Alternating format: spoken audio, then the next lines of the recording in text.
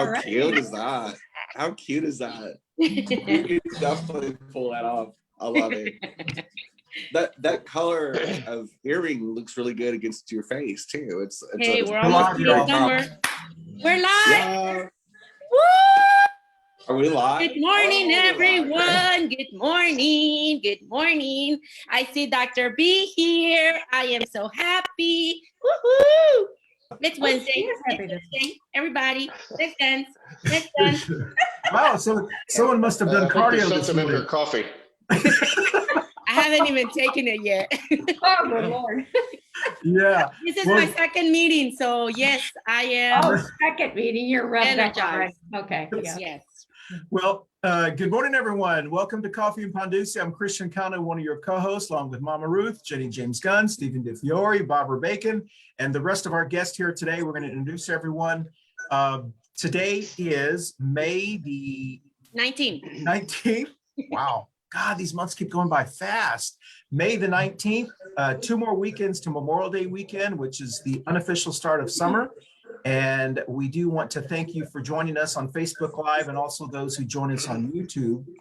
Just like a kind of reminder, we had a special show about guns a couple of Thursday week ago, and we have almost 4,000 views and still growing on that show. So most people watch us later with wine, I guess, and on YouTube. Vodka. That's right. That's right. That's I see the vodka man somewhere there. That's right. That's Rafael. I was told. Okay. All right. So as we always do in Coffee and Ponduce, let's go around the Brady Bunch screen, introduce yourself and your imaginary button. Does anyone have that up? If not, I'll just read off what I see on Zoom, which is different. Mama Ruth, you have that? Okay. All right. So let's go with Jenny, Dr. B, Barbara, Rafael, and Mama Ruth. All right. There we go. Jenny, you go first. All right. Good morning, everybody. My buttons would be, well, obviously I'm Jenny-Jaymes Gunn, but my buttons would be Moms Demand Action, Protect Trans Kids. We don't need to be harassing trans kids anymore. And Medicare for All. It's just the right thing to do. It's the patriotic thing to do. And it's good for business. And it's good for small business, especially for recruiting employees so they don't have to depend on big corporate benefits packages. So it's time. It's past time. So next. I'm George Bohmfalk. I'm a retired physician. I'm old, I'm vaccinated, but I'm still going to wear a mask a whole lot of the time, but not 100% of the time. So we can talk about that. My big button is Medicare for All. Echo everything Jenny says. It's just the thing to do. And Black Lives Matter is another critical justice thing we need to deal with. So there's so many more buttons, but those are my big two. Hi, good morning. I'm Barb Bacon, and I'm a healthcare advocate here in South Charlotte. My buttons would be Black Lives Matter, gun control. That's been a little bit of an issue in my family, and healthcare for all. Thank you.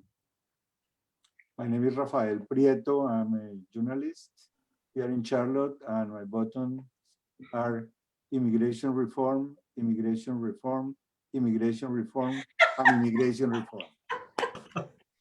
That's Got it. Hilarious.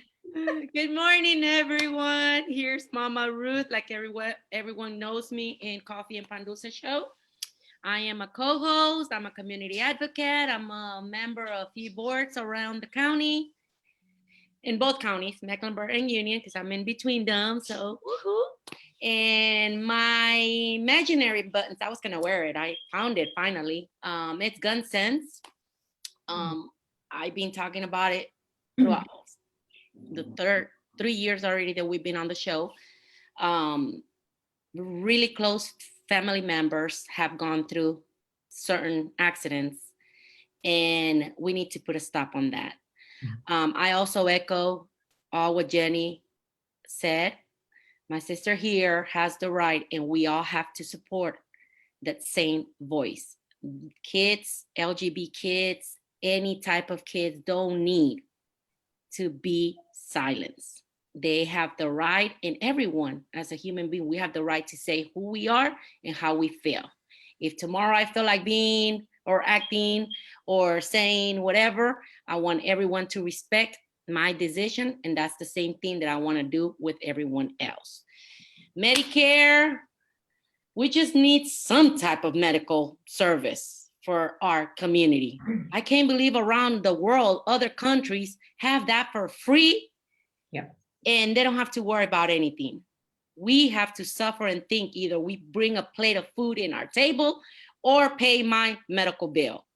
So we need to do something about that. And I'm glad to be back here. I miss Stephen, but oh well, here I am.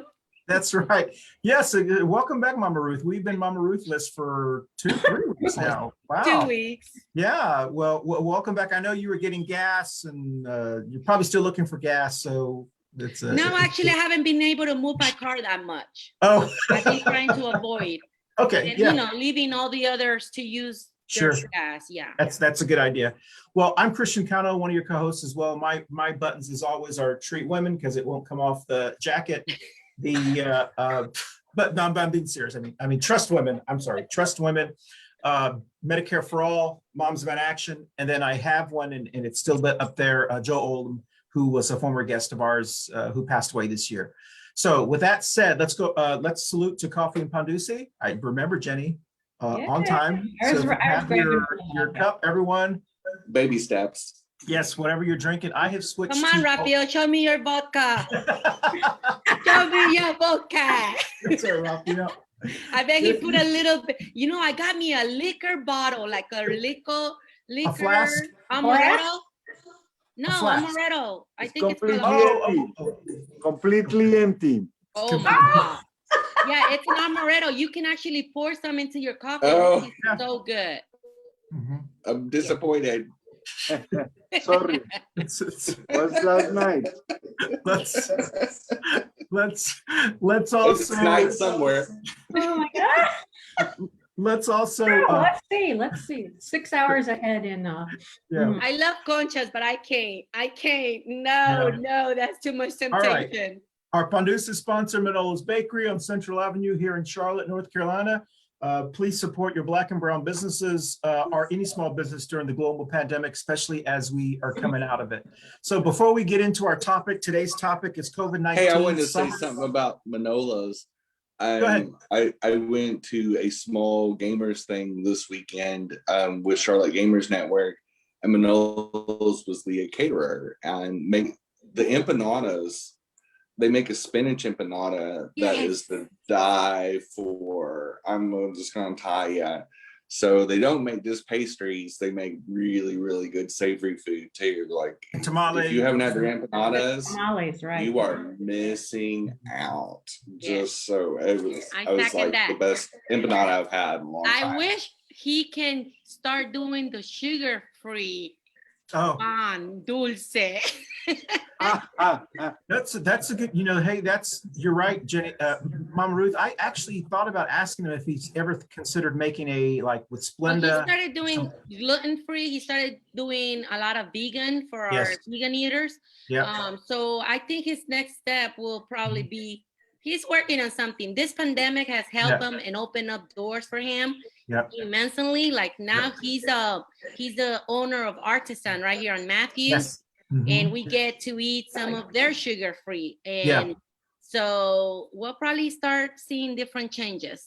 Yes. Best for the best for Manolo. I told him when they do their official rollout grand opening for Matthews to come on and we want to talk about that. So today's topic, COVID-19 summer 2021. Summer's right around the corner. We did this during the Thanksgiving. I think we did this for Thanksgiving and Christmas holidays on how to plan for Christmas and so forth. So we want to kind of give some hints, but also talk about COVID as well.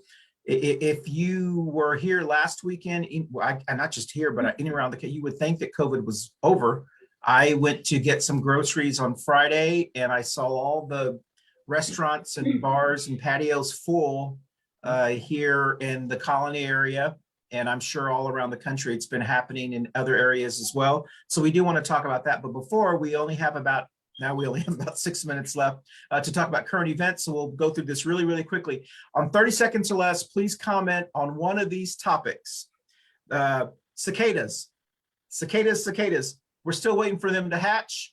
CNN did an incredible story about how there are actually people buying hazmat suits because they don't want the cicadas to hit them. And one lady tells about a horror story 17 years ago from Maryland that she couldn't get them out of her hair. So this is going to be a really big invasion. So cicadas are going to be invading us. We're still waiting for them to hatch.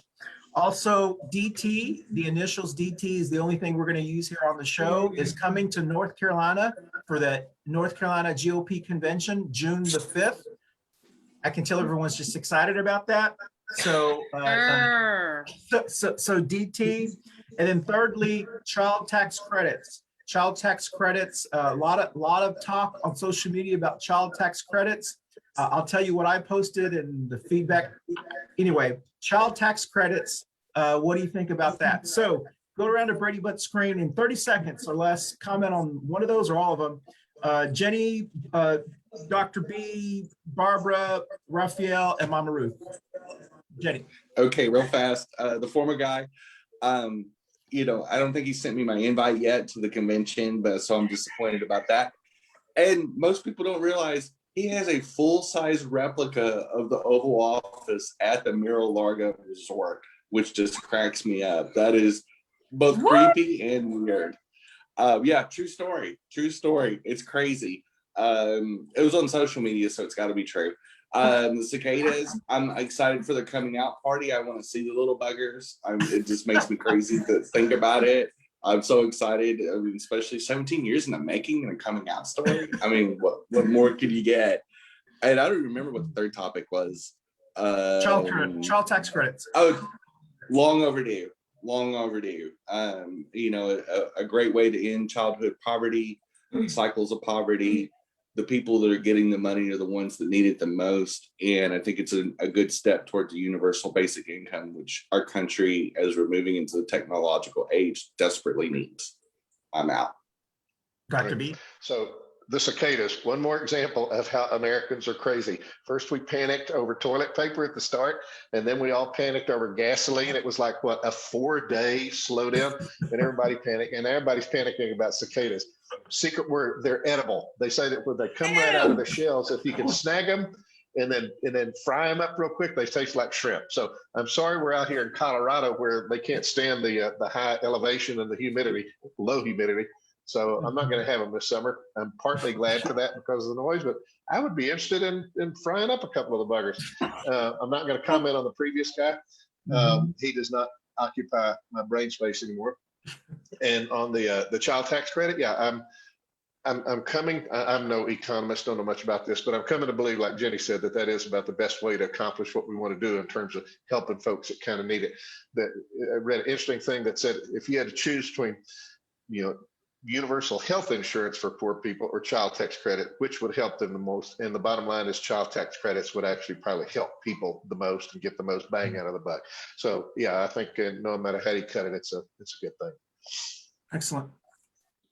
Barbara? Cicadas. I don't want to see them. I'm not a bug person. They don't freak me out. I'll watch them from inside my house. DT. No, let's not even talk about him. And child tax credits, my niece is like excited out of her mind and good. And the nonprofit that I work with, we discussed that and they are very, very positive about it. So I guess I'm in the same school as Jenny and Dr. B. I think it's another step in the right direction. Is me? No? Rafael? Yes, Rafael. DT. I remember a couple of years ago, the KKK had a demonstration in the old City Hall of Charlotte. And the Latin American Coalition responded to that with clowns. Everybody went to reject the demonstration, dressing in clowns with the red nose and everything. And I hope that this time Charlotte may start this tradition around the country, to reject him as a clown. That's a good idea. Hey, that's an excellent idea. a good idea. So Rafael, cicadas and child tax credit, you have any view on those? Cicadas, I already did that last week. Yeah. Okay. All right. Okay. That's right. That's Very right. successful. Okay. Thank you very much, Barb, You're welcome. for reading the Yeah. part of the Mhm. song. Mhm. And tax credit for child. Okay. It's necessary. It's necessary to Sure. see how the country pay Mhm. attention to the kids. Sure. Excellent. Mama Ruth? All right. I don't know. I don't mind the insects, the bugs.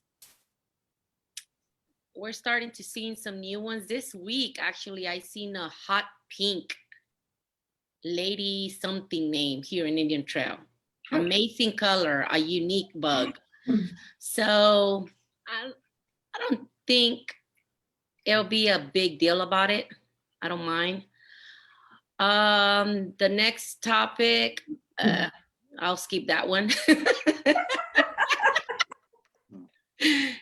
And the third one, I'm okay with the tax credit, but I'm kind of hecty about it because I'm afraid that it might change our nation in our income, in our finances. You know, I mean, yes, it sounds a pretty good credit. It sounds something good, but what's behind it? That's what I want to know. What's going to happen down the road? You know, that's some upfront money, or is that a Yep. loan? How am I going to pay it back? Are they going to raise Sure. my taxes? We got to think about what's behind it. It's nobody gets money for free just for fun. Mhm. Oh, interesting. Okay. Well, that's interesting comments on the three for me. Cicadas, I can't wait. Dr. B, you and Stephen have talked about eating them. I just can't. I don't know why. I want to fly them. DT coming to North Carolina. I think it's a great idea, Rafael. I don't know where their convention is, but I think that's a wonderful idea. I think we should do something like that. And then the third one, the child tax credit, I completely support giving people assistance, whether it's unemployment insurance, it's their own money. It's giving someone a child tax credit, it's their own federal taxes. I would support giving Americans their own money than corporations who don't pay any taxes, or I'm going to get a lot of heck. We give Israel $11 billion a year in loans and money, and they pay no federal taxes. And I think we should cut that in half and give it to the American children as well. But the reason this is important, I actually posted when the WCNC mentioned something about the child tax credit, and I posed this as a question, not a statement. I said, we require our neighbors who receive public assistance to take drug tests prior. Should we require anyone who gets a child tax credit to take a vaccination, COVID-19 vaccination? Question mark. If you want a child tax credit, you have to take a vaccination? Question mark. I wasn't saying I supported it. Oh my God, the hair went on fire. You're a socialist. You libertards, this. Seriously, you don't know what you're talking about. This. I was not saying I was against it, but it was interesting that the same people who want people to take drug tests for public assistance are upset that we would require them to take a vaccination for child tax credit. So I just would leave that there. So let's get into our topic. And if you want to comment on that later, we can comment on it later. So let's get into our topic. COVID-19, summer 2021. I could not find any guidance from the CDC. They did give us guidance last year. The closest thing that I found to guidance is a Parade magazine article that came out May the 11th. And it talked about, traveling safely. And it was not that different than last year's guidance. Stay at home vacations may be better. Go camping because you're, less around people. But with Governor Cooper here in North Carolina and other governors kind of releasing the mask mandates and so forth, how do you think summer 2021 is going to be different? Let's start with Dr. B, because he is actually on his apparently long vacation in Colorado. Dr. B, do you think, I mean, this summer obviously is different than last summer, but how do you feel about people traveling and all that wonderful stuff? Yeah, it's very interesting. First of all, I want to address all this Yeah. anxious hyperbole about the CDC statement. People kind of saying, oh, they were irresponsible and everything. It's one of those things where you can't please everybody. And I think the science does back the CDC that people who have been fully vaccinated are safe and therefore don't need to wear masks all the time. But it would still be prudent and good public health thing if they wore masks when they're inside in crowded places like movies and grocery stores and church, things like that. I'm fine with that. But obviously, that depends on trusting unvaccinated people to be honest with you. And there are already squabbles all over the country. My brother is getting ready to have a little family gathering, and one of his nephews on his wife's side has not been vaccinated. And then his son-in-law has a concurrent medical condition. So even though he's vaccinated, he's still at risk. So how do you reconcile those things? There are going to be lots of family squabbles, but I think there would be regardless of what the CDC said. So I'm comfortable with their recommendation. I'm not comfortable with idiots around us, but will we ever be, right? Yeah. It was very interesting when we flew out here last week. People on the plane were like little children and kindergarten, very well behaved. And they unboarded the plane, row by row, and people didn't suddenly jump up and start grabbing their carry-on bags like they always do. People just were very calm and sat there in a very orderly fashion. I hope that's one of those things that can continue forever rather than this melee that happens every time the plane hits the ground. Felt very comfortable traveling. I think pretty soon we're probably going to see the end of all this compulsive wiping down of everything. Because that's never been shown to be a real source of transmission, the contact on tables and door handles and things like that. So I don't know. I think this summer is going to approach normalcy. Places are still going to have their limits. There's a huge music festival in Aspen near here every year. They're going to have 2 sections of seating. If you can show your vaccine certificate, you can sit in section A, but if not, you have to sit over here with kind of the deplorables, I guess, and that's going to be all spaced out. That's a great idea. It's going to be, yeah. That it's is going to be a a little good bit different. idea. And I'm sure there's probably going to be somebody that's going to have a fake vaccine certificate. There's always somebody. But I don't think that's going to be the norm. Yeah. Exactly. Of course they are, because they're not official. And I understand all that and don't want to get into that little minor controversy. Yeah. But anyway, no, I think the summer is going to be pretty good. As more people who are more intrepid are going to be bolder and doing more kind of things, there's still going to be many of us that are still going to be cautious and just kind of say, well, let's kind of just wait until the numbers are down even further. I think we're heading there. God willing, we won't have a big spike as people get out and do stupid things. But time will tell. So that's the news from beautiful Colorado. Is anybody else? Go ahead, Jenny. And do you think people have gotten used to wearing masks? Because I still wear my mask in grocery stores and general areas where there's large crowds and I don't know who they are. They're total strangers.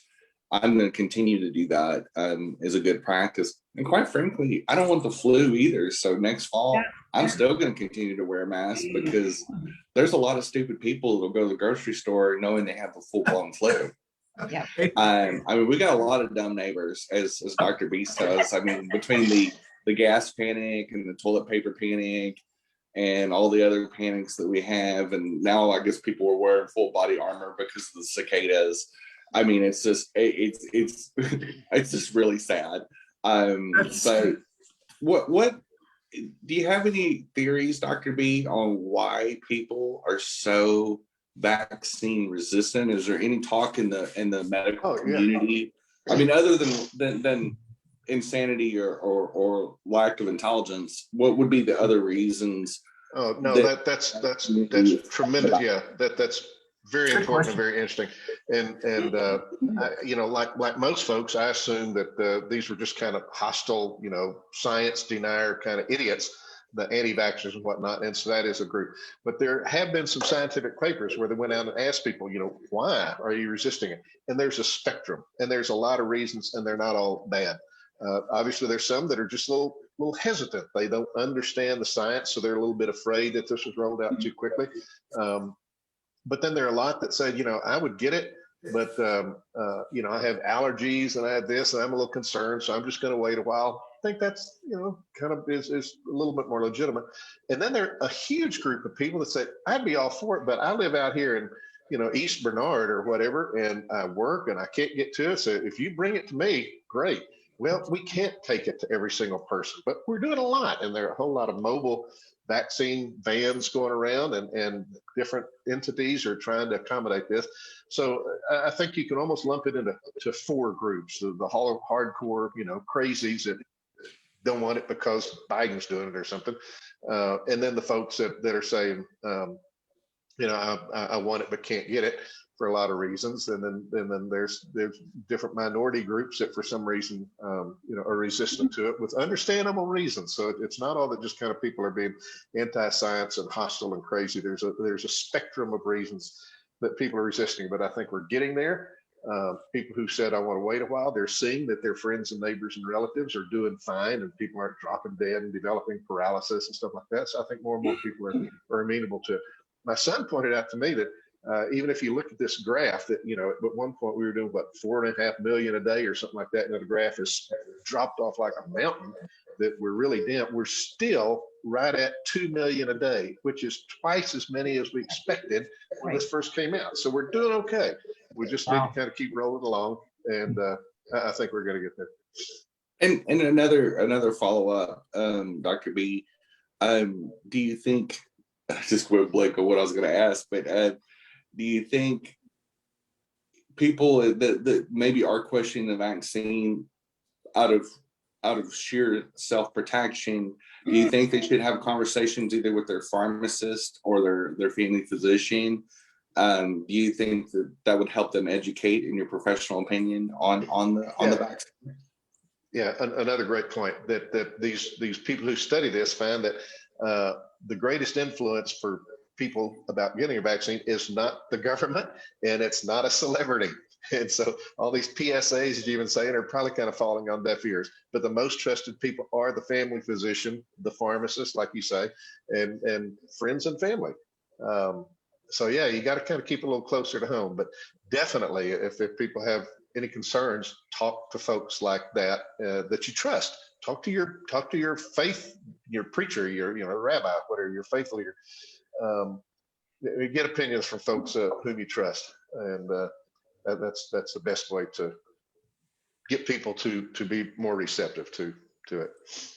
Absolutely. I have a friend of mine that is a franchise owner of a fast food place here in town, and how he came to the conclusion that he needed to get inoculated was a family friend that was a pharmacist, and the pharmacist point blank said, "Are you going to get vaccinated?" And he said, "I don't know. What's your opinion?" And he broke it down for him. And the next week, him and his wife and his son-in-law and daughter all went and got vaccinated. So it definitely, I think, if you don't trust the government, which a lot of people do, there's some good reasons not to. Talk to, if you have a family pharmacist or you just want to talk to a general pharmacist, they can break it down for you in explainable terms, like they do with all other medications, because the vaccines, it's a medication. I mean, it's a pharmaceutical, and there's so many good sources that you can talk directly and ask questions, and you won't turn purple. I mean, I did, but I was already purple. But it's safe. It's made out of base materials they've been using in different pharmaceuticals for 20 years. But talk to an expert instead of somebody like me. Hey, question, Dr. B, and go ahead, Rafael. No, just that to remind, it will be worth it to remind the people that vaccination started in the 1700s, older than the electricity, older than the automobile, older than the phone.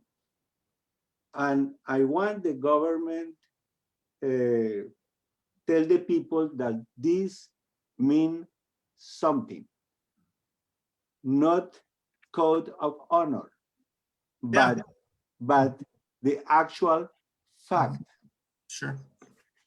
Good point. Barbara, you wanted to say something or?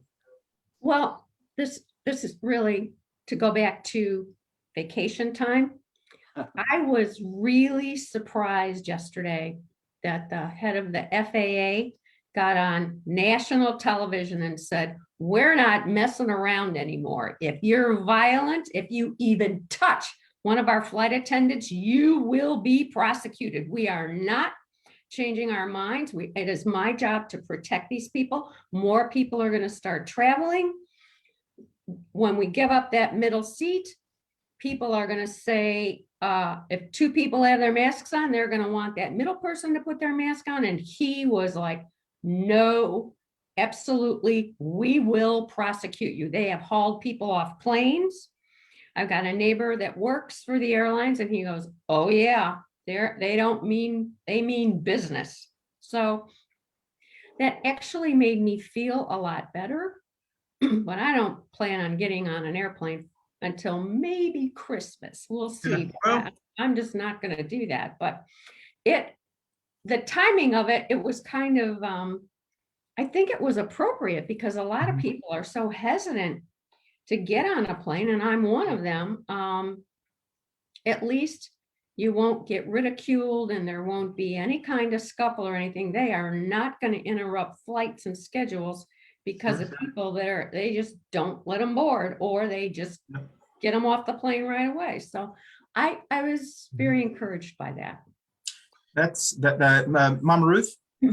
I am very happy, and I was very excited with Governor Cooper when he uplifted after CDC uplifted the guidelines, and that is only showing me and proving that we as our own selves, we have the responsibility to protect our families and our bodies. I've noticed, even though that the restriction was uplifted, that, we don't need the mask out there or whatever, a lot of our counties are still requiring it. Yeah. A lot of our places where we go to are still enforcing it. I heard this morning that New York is not planning to lift up anything yet until probably September. Why? Because that doesn't show, even though the numbers around the nation are lower, it's still cases out there. Here in Union County, we have a charter school. They're not going back to school until the 28th. Okay, and this is a great charter school, privately, with a small amount of kids and stuff, and COVID cases are still popping up as popcorn. Yeah. We have kids in schools that are bringing the virus. So we definitely need to, even though they let us free, we have the responsibility to take care of ourselves, our family, and protect ourselves. And I really like about Dr. B saying, even though I got the vaccine, I'm still being cautious and wearing a mask. That's what we all should be doing. Sure. That's an excellent point. And one of the things that I always want to remind people, after Dr. B had mentioned it like last March, or maybe it was April, or anyway, last year, sometime we were talking when this was all kind of started, the difference between getting the immunity naturally, which there are some people who say, I'm just going to get COVID-19 so I can create an immunity, and those who get the vaccination. There is a difference between getting it one way or another, right? What is that? Because there are people who are saying, I'm not going to get the vaccine. I'm just going to, because I had it. I got it before. My neighbor. Yeah, that's kind of a false assurance, because I think what we still don't really know is how enduring or how powerful or how long lasting the natural immunity is. So sure, you might kind of have it, but 6 months later, you may not. And so the vaccine seems to, and the jury's still out on some of these things, but by all appearances, the vaccine gives you a more robust, complete protection that's longer lasting. Now, we may find that it only lasts a year, and we may need yearly boosters like we do for the flu shot. Wait and see. Science changes, but certainly it does not appear that you can safely depend on your natural immunity. Well, and as of yesterday in Mecklenburg County, we had 4 deaths because of COVID, and we had 53 new cases.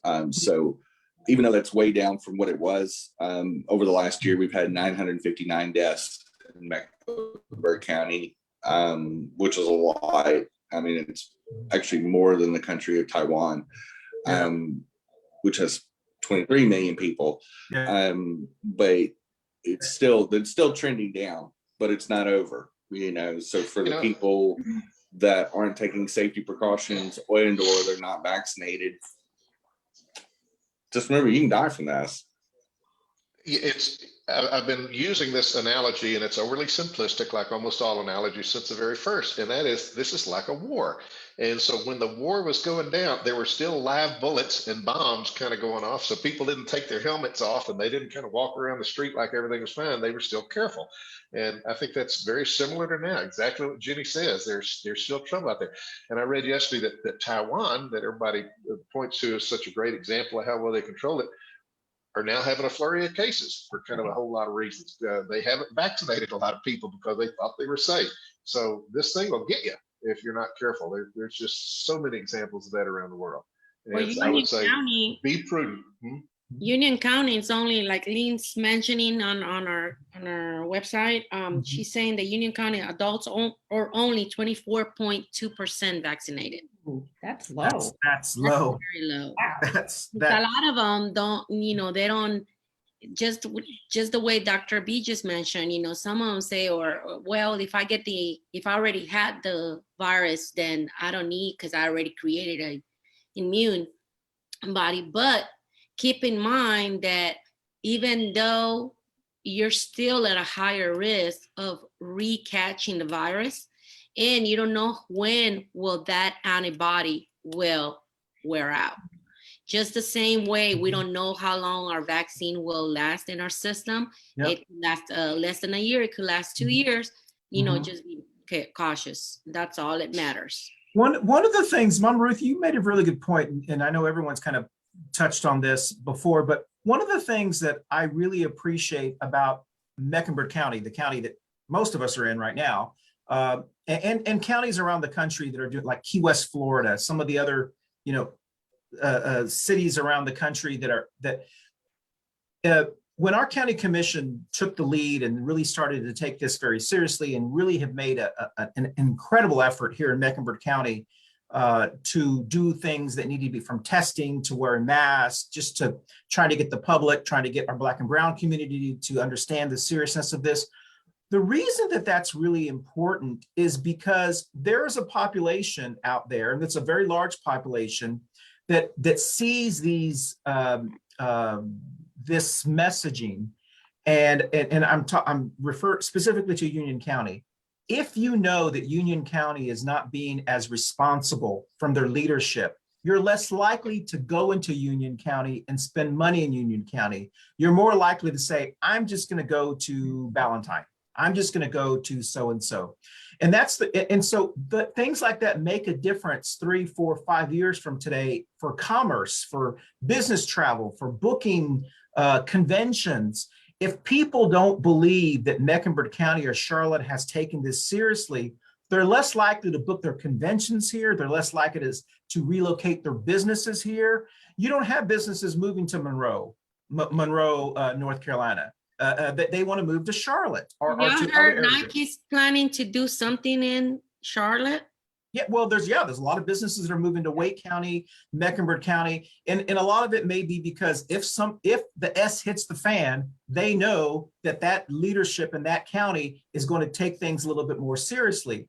And so, that particular leadership. Yeah, that's right. Yeah, that particular leadership. And so, I do think this is very important for elected public servants to take. There's one thing to be, you're not the boss of me, and I understand that, but that means that you're going to lose all this revenue from people who believe in being a little bit more responsible and just protecting people. And so I don't know, how do y'all feel about that? I mean, I feel that even because I lived in both counties, I feel that we're way behind in a lot of things here in Union County than Mecklenburg County. We don't really motivate people as Mecklenburg on doing drive clinics for the testing. I remember when COVID started, I mean, there was hardly any testing places here versus Mecklenburg County. Now with the vaccines, I've been involved in Mecklenburg County in helping out, volunteering and speaking for the vaccination drives here in Union. I mean, they don't really even talk about it for schools. CMS has been lending out the facilities. Like this coming Saturday, Rocky River will have a vaccination clinic. There's a lot going on more, I guess, open and excited. I mean, we give free food to get vaccinated, free breakfast, free stuff down in Mecklenburg than Union County. Union County is way behind. And yes, you're right. I guess that's what we're not packed with businesses at all. Yeah. And the money is going to other counties because people from here have to go and work in Concord, Gastonia, Rock Hill, and Mecklenburg County. Yep. I don't know the boundaries of Union County, but is it because Union County is more rural then? I mean, that seems to be one of the big differentiations between counties, and I don't know. I really don't know. I just did a test last week with my the program that I'm studying right now. In Union County, the highest rate of employees, or the revenues and pays and employees, the only thing big that they have here is the Union County public school system. That's the only system that has the highest employment employees. Yes. Besides that, people have to go all the way to Wingate, Marshville, to the chicken mills down there, or they have to go to Concord, they have to go to Cabarrus, other counties, because there's not enough employment here in Union County. Yeah. Christian, you experienced that. It's a very Republican. Yes. County. Sorry, I got feedback on someone there that, hold on a second. There we go. Sorry, Mama Ruth. I had feedback coming from you. I'm sorry, Rafael, say that again. No, I said that you experienced that. Yes. Very Republican. Yes. County. Yes. Is the one that decides all the elections in the 9 districts. Yes. No, that's true. And that's what's so confusing, was because for many years, we thought of the Republican Party as being pro-business, pro-commerce, pro doing what we need to do to attract businesses, which in fact, it seems like some of their rhetoric and their policies have been completely the opposite. How do we make it so uncomfortable for a business to move here? How do we make it, a perfect example is Florida. Florida is run by a governor who most people believe is kind of unhinged. And when outbreaks occur in Florida, most businesses immediately put a no travel ban on Florida because, with any virus that comes out, we got to cancel our convention at Orlando. Orlando has lost a lot of business from conventions. Now they're booking in other states and other cities. And the only reason my family goes to Key West is because Key West is not like the rest of Florida. They're actually really safe. Last year you couldn't walk in the street without wearing a mask in Key West, or you couldn't jog without a mask. And so they were very different than the rest of Florida. So we drove through Florida, trying not to breathe. And then we got to then we got to Key West, and we're like, finally. As soon as we got there, they said, there's these big lights, put masks on. And so we felt safe in there. And so, I just thought it was, I guess in a way I want to commend our here in Mecklenburg County and in Wake County, some of the big counties here. They've done a really good job of giving the outside people looking at us that we have been taking this. Are we perfect? No. I wish we had a mayor that actually went out there and promoted safety, during the time period. But at least some of them have really tried to do their best, and I hope we'll be reaping benefits from it years. Jenny, I know you want to say something. So, well, I think we need to keep in perspective of states' successes and even the counties. And Mecklenburg County, for one, actually moved before the state of North Carolina did to do all the measures that, in fact, their measures were almost identical to what the state did. So it tells you about what Mecklenburg, especially the Mecklenburg County Health Department, as somebody that their second job is food delivery. I remember last year how the health department swept into every restaurant that I picked up from and pulled up all the condiments and shut down the self-serve drink dispensers. I mean, it was just like, it seemed like within hours of this declaration, and was super COVID conscious, and it was kind of surreal. I mean, it was a little dystopian to walk into the same places you picked up the day before, and none of this was happening. But I was very proud of Mecklenburg County and the way they were proactive and ahead of the curve of even the state leadership. And we also, a lot of people picked on California for being overreactive, and it cost them business, they said. Well, guess what? They have a $75 billion tax surplus after 2020. So they must have did something right. So all the crap that they said about Governor Newsom and Governor Cooper here, both of our economies are thriving, and the economy of North Carolina is actually doing really well. And I don't think it's an accident that our Democratic governor here is drawn in a large Apple franchise. We're going to have over 3,000 jobs in the Triangle area, up in the Raleigh-Durham area, that's coming to us. We're one of the few locations outside of California that's gotten that in the last few years. And it's really because we have a proactive leadership in the state. So being proactive, being protective of minorities, being protective of being COVID conscious and doing the right thing, it paid off because we got that award this year. Yeah, that's excellent. High wage jobs, high paying jobs. I mean, that's an excellent point. Jenny, and you can maybe comment, and maybe even Barbara and Dr. B. I mean, I know you were in Texas for a long time. You're a native Texan, I believe. I mean, for a while there, I think for like between the 90s and maybe mid 2000s, there was a lot of companies that were moving to Texas. It was just, the Plano area, the Fortune 500 companies, everybody was moving to that area. And that has really slowed down a lot. There's still a lot of companies that live in Texas are out of Texas, but there's this mentality now that Texas is a little crazy. And what will occur is companies will start to think, am I going to be able to recruit employees to live in Frisco, Texas, or Plano, Texas?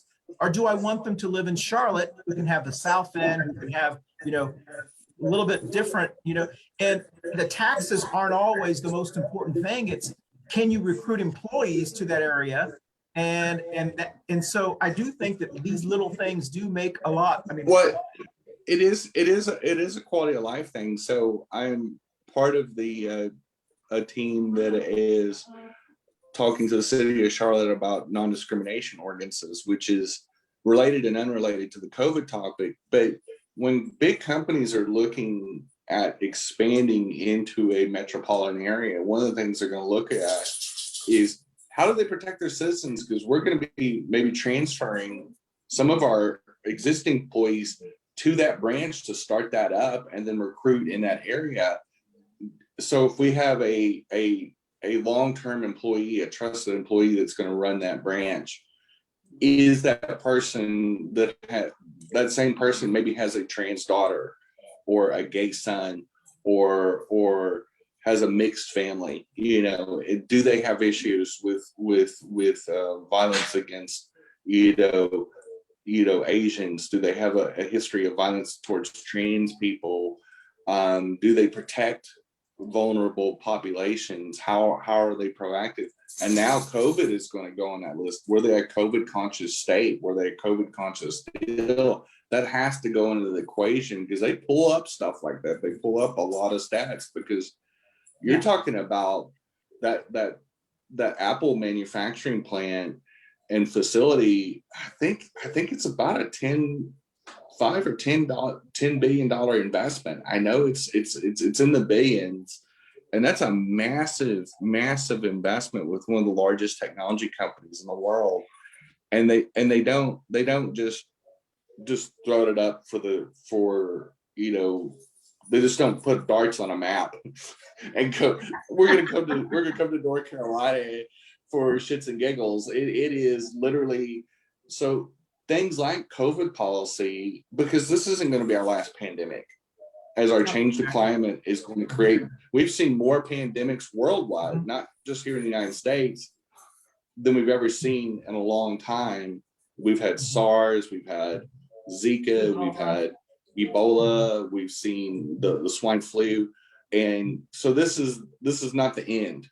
This is just the beginning. It's going to get worse. Well, hey, let me tell you, if you are moving here from, let's say, the Southwest of the United States to work for Truist, who's now here, Bank of America, Wells Fargo, any of the big companies, Lending Tree, all the big companies that have moved here, and you come to visit, you're looking for a house, and then you find Manolo's Bakery on Central Avenue, and you go, oh my, this place has a great panduce. You're more likely to go home and say, hey, honey, they got everything we need. So, hey, that was a good plug, wasn't it? That was a really good plug. A hell of a reach, too. I'm just going to say, not that Manolo's wouldn't draw somebody here, but I mean, their food is pretty damn good. No, but there is a point of representation and diversity and how we treat our neighbors. And that does come into the equation. There is a certain point because companies do look at diversity. They do look at how do LGBT organizations thrive in that city. How diverse is the population? Is it representative of the type of employees that we currently have and what we're currently striving through? And if they see robust, strong, diverse communities, most Fortune 500 companies, that's what they're looking for. And so and you can't have a real diverse community if you can't protect them from things like COVID. Exactly. If you're not smart enough or proactive enough, that's part of responsibility of government is being responsible and curating a safe policy that just is this is called common sense. Sure.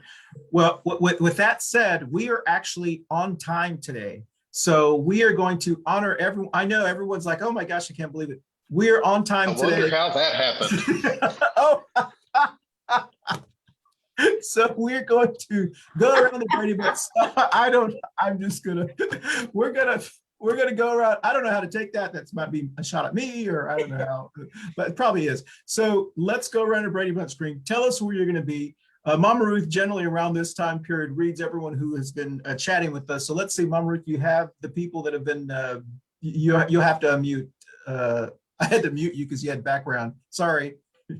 I don't understand what background if everything is so quietly in my house right now. I don't know. Kudos to Lynn Marie Silva. I can't pronounce her last name. Can't wait to see her. She said, well, when Dr. B was talking, she said, if you don't know someone you can't trust, they're vaccinated. I agree with Dr. B. To be prudent and do you. That's it. Union County, I mentioned that 24% of vaccination. Then she also said, we are losing our best Democrat activists to Mecklenburg County. Yes, I got the news 2 days ago. Claudia Sandoval, it's relocating to Mecklenburg County. Okay, excellent. Yes, we are losing a great Democrat activist here in our county. Well, welcome Claudia to across the street. So who's the backup? The backup? We don't have one except for, I don't know. I can't say me because I'm independent, but Yeah. I mean, I'm more inclined to Democrat sometimes, but I'm always going to support, whoever comes Sure. and do something. And she says, just visited coastal Carolina, Southport, North Carolina, a couple of weeks ago.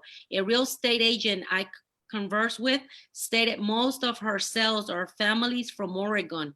Interesting. Yeah, people are moving to North Carolina. I think it's because of the cherry wine. So Yeah. And the pool barbecue. and the full barbecue. That's right. All right. With that said, please travel safely this summer. You can travel safely. I had a great vacation last summer, a work vacation, so to speak. We traveled very safely, did everything, followed all the guidance that everyone has given us to wear masks, do the things that you need to do. I don't know, Dr. B, I'm always going to be washing my hands. I'm just one of those persons, I wipe down everything. I still wipe down boxes that get delivered. I know you don't have to. It's just It's maybe I'm ingrained. I don't know what it is. I just do it. It makes me feel safe for some reason. But I do want to say real quickly before we go around the Brady Bunch screen and tell us where you're going to be. And the Brady Bunch screen is Jenny, Dr. B, Barbara, Rafael, and Mama Ruth. I do want to say that I know that that kids can now get vaccinated between, is it 12 to 15 or 15 to so-and-so? 12 to 15, yes. Yeah, and 12 to 15. And I want to tell you that one of the, I do think that parents have to, they have to consider, like for me, for an example, I don't know, we can jump on this on a later show or whatever, but for those of us who survived, and I say survived, the AIDS crisis in the early 90s, when from 1989, I remember, to probably 94, 95, I can say for myself, I lived in fear, not knowing what caused AIDS. There was a handshake, it could be this. And so as a young person in the LGBT community, I was, there was a lot of misunderstanding and it was just, every time you got tested, it would take like a week for you to get your, and it would be torture that whole week before you got your results back, especially in the early days.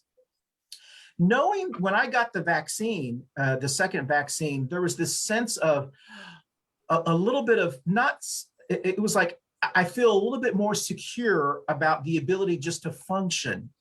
And I thought to myself, if we had had some type of vaccine during the AIDS crisis, I would have been able to live a little bit more, less worried.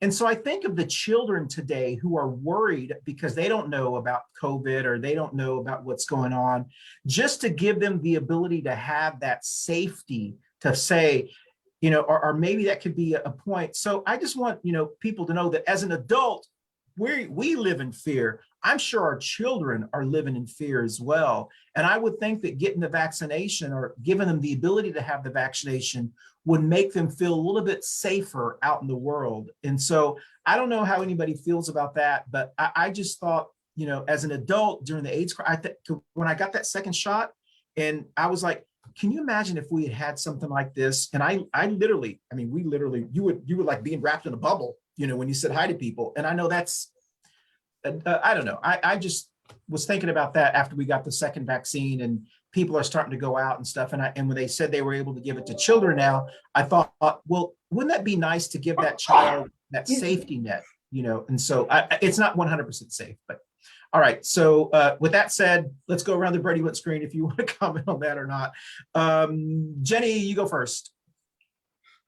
Well, so far this week, I've been to at least 5 Pride meetings. We are having Pride this year.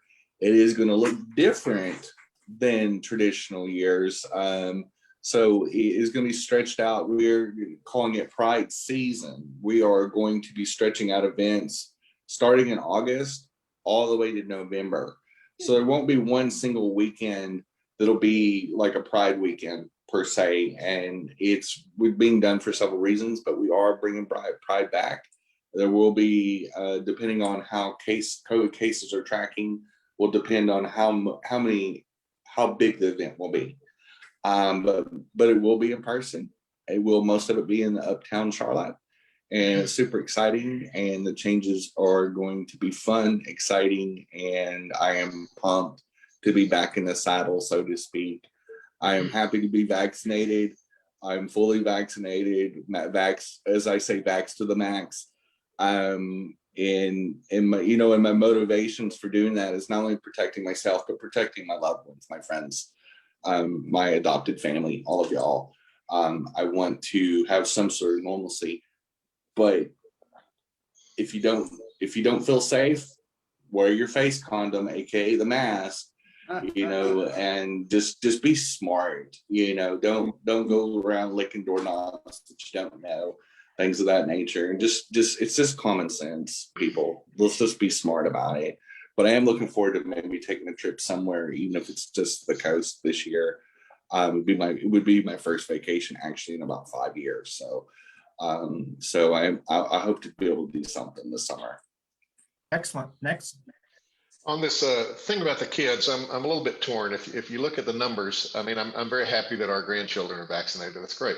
But if you look at it as just America, it's like, great, we got it, vaccinated them all. If you look at it just the world, you have to look at the fact that the children are really at extremely low risk. It still happens, but it's low risk. And would the world be better off if America shared some of our vaccine surplus with some of these less developed countries that are still kind of having bigger problems? Would that help the world? So it's almost like treating global warming just as a country as opposed to the kind of world approach. And that's tough. That's a hard, almost a philosophical call.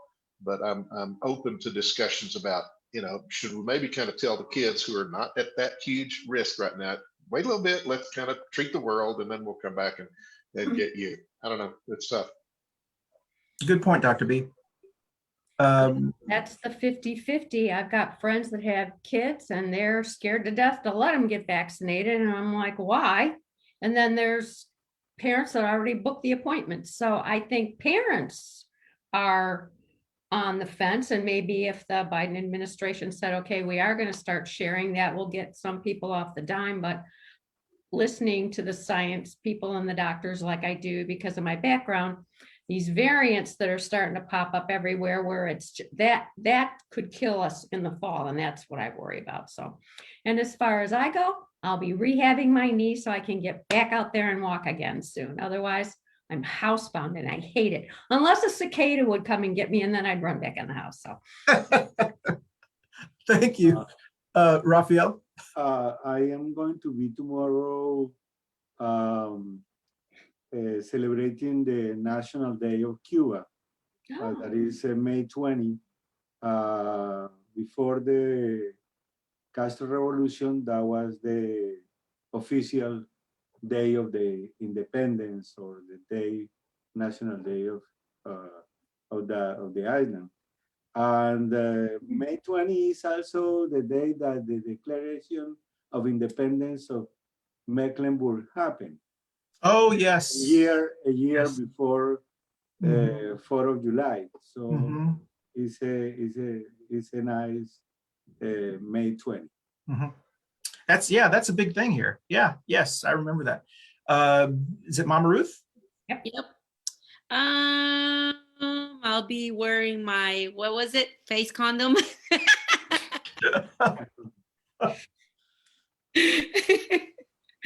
But I also want to invite everyone to Rocky River High School this Saturday from 9 to 3.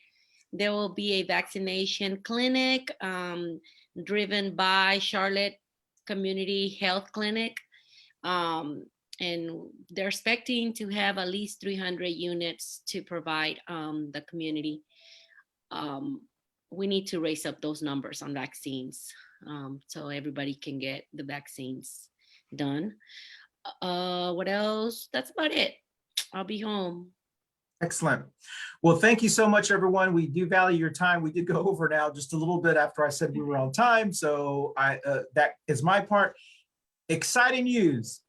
Two Queers in a Truck is back today, at least for today. In about 25 minutes, we will be, Lady Bless Your Heart and Jenny-Jaymes Gunn will be throwing shade I believe today they will be me and Jenny, I act like third person. I sound like Trump, Donald, DT there. We will be talking about the controversy between CMS and George Dunlop. Yeah. And, we are very excited. We are very excited to put our 2 cents, and who knows, maybe even cicadas will be fun. Did you hear what Susan Rodriguez Yes. Macabo says? No, I didn't hear. What was? Oh, she was with the criteria that each entity in Mecklenburg County has to be independent. Sure. And I don't know why this is happening, because it's like a conspiracy of the African American members of the Mecklenburg County Commission against an African American superintendent. I don't understand that at all. Well, and we'll be. I don't know if it's the African Americans on there. I think it's specifically to George Dunlop and Velma Leak. No, you get a release with them. Yeah. With them. Yeah, there's something. But anyway. So. Lady, for the 2 men in a truck or whatever. That's right. So if you want to watch that, please watch it, and we'll be throwing shade and talking about that. So with that said, I'll be driving through McDonald's and getting the unsweetened tea and the fries. I believe they made the decision due to the gas crisis that they are not actually going to be driving, but they will be in the truck, so we can respect everyone else's gas. So it's going to be really bootleg. I mean, you can't get any bootleg than this going on. Before we leave, let me shout out to Sean Thompson. He said the gang is back together. Yes, we always are together. Yes, that's right. Oh, I also forgot to tell you, the last show of the month is next week. We will be talking about what is restorative justice. Specifically here in Mecklenburg County, a wonderful county commissioner of ours, Mark Jarrell, has proposed or offered a resolution, I believe, for restorative justice. I don't know if it's a resolution or whatever. And we'll be talking about what actually does that mean. I know they've changed the name, but it's basic restorative justice. So we'll be talking about that. And hopefully, cross your fingers, maybe he'll be on the show next Wednesday. So with that said, we're going to end Facebook, but stay on if you're on Zoom. Bye, y'all. On behalf of Rafael, I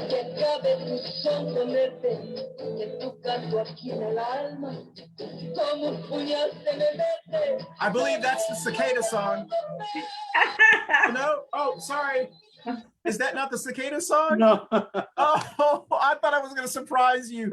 It's probably, all right. Well, that was Lynn Ronson. Send it over and then we'll we'll do it next week. Bye, y'all. Bye. Bye.